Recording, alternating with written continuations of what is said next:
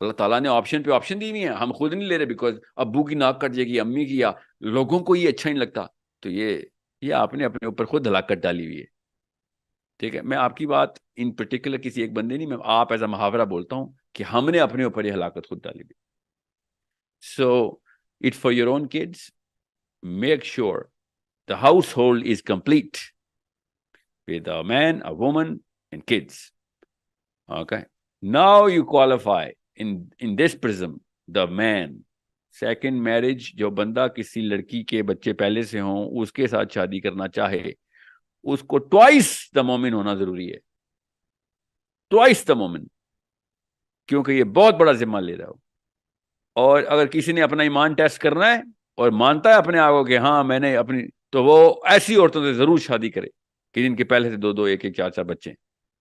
تب پتہ چلے گا کتنے پانی میں ہو, کتنے مرد ہو, کتنے کلیم کیے تھے اسلام کے, کتنا قرآن سمجھ آیا ہے, کتنی سیرت سننا سمجھ آئی. Okay, so it is that simple.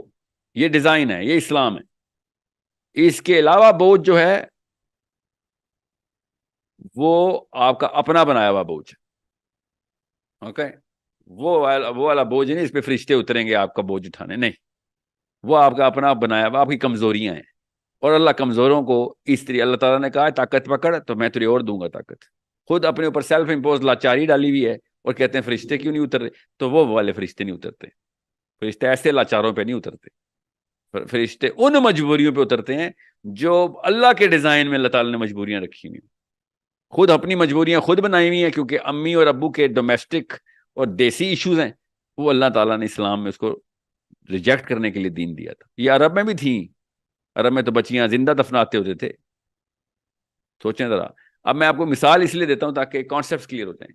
ایک عرب جاہلیہ کے دور میں بیٹی پیدا ہوئی اور اس کی بیوی کے ذرا ایکسپریشن اور ڈائلاگ چیک کریں کہ لوگوں کو پتہ نہیں کیا لگے گا اگر ہم نے بیٹی نہ ماری.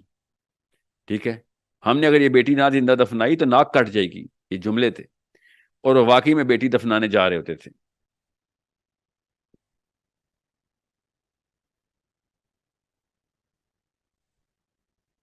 یہ اللہ رسول کی بات ہو رہی ہے اور مسلمان مرد آ کے یہ حرکتیں کرتے ہیں وائٹ بورڈ شیئر کر کے. ذرا دیکھیں, ان سے شادیاں کرنی ہیں کسی نے؟